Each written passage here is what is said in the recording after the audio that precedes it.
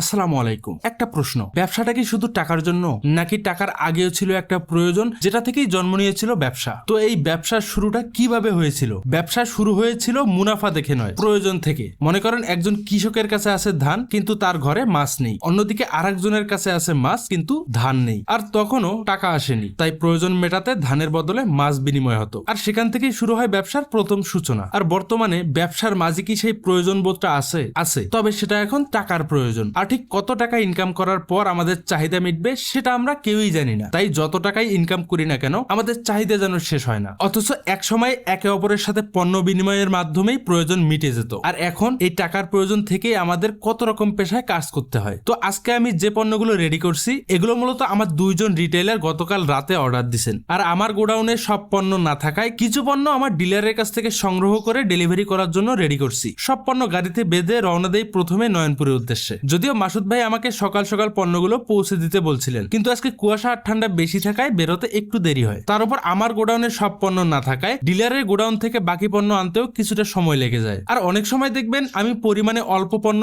Delivery করি, এতে করে কখনো কখনো আমার প্রফিট থাকে না বললেই চলে, কারণ আমি চেষ্টা করি রিটেইলারদের সর্বোচ্চ সহযোগিতা করার। আর এজন্যই মূলত আমি কোনো অর্ডারই মিস করতে চাই না। তো মাসুদ ভাইকে সব পণ্য বুঝিয়ে দিয়ে পেমেন্ট নিয়ে রওনা দেই জয়েক বাজারের উদ্দেশ্যে, কারণ বাকি যে পণ্যগুলো আছে সেগুলো সব মডার্ন সলিউশনের রহিম ভাইয়ের অর্ডার করা। আর ছোট ছোট করে যদি এমন 2 থেকে 3টা দোকানে পণ্য ডেলিভারি করা যায় তাহলে আলাদা করে প্রফিট না হওয়ার চিন্তাটা আর করতে হয় না। আর এই কারণে আমি চেষ্টা করি যেদিন যেদিকে যাই সেদিন সেদিকে রিটেইলারদের কল দিয়ে জেনে নিতে কোনো পণ্য লাগবে কিনা, তারপরে আমি ওই মার্কেটের উদ্দেশ্যে বের হই। ফলে ছোটখাটো অর্ডার ডেলিভারি করেও প্রফিট করা সম্ভব হয়। আর আজকে আমার জয়েক বাজারের রিটেইলার মডার্ন সলিউশন ক্লোজিং এর জন্য ভালো একটা অ্যামাউন্ট কালেকশন দিবেন। তার আগে এখানে এসে ওনার অর্ডার করা পণ্যগুলো ওনাকে বুঝিয়ে দিয়ে আলাদা করে সেই পেমেন্টটা নিয়ে নিই। আর আজকে ওনাকে বেশ কিছু পাইপ এবং ফিটিংসও ডেলিভারি করতে হবে। যেহেতু আজকে ভালো একটা ক্লোজিং কালেকশন দিচ্ছেন তাই আপাতত কয়েকদিন চালানোর মতো পণ্য পাঠিয়ে দিতে বলি আমার ডিলারকে। তো এভাবে আজও ব্যবসা চলে প্রয়োজনেই, শুধু পণ্যের জায়গায় এসেছে টাকা আর বিনিময়ের জায়গায় এসেছে বিশ্বাস আর দায়িত্ব। সবাই ভালো থাকবেন, আল্লাহ হাফেজ।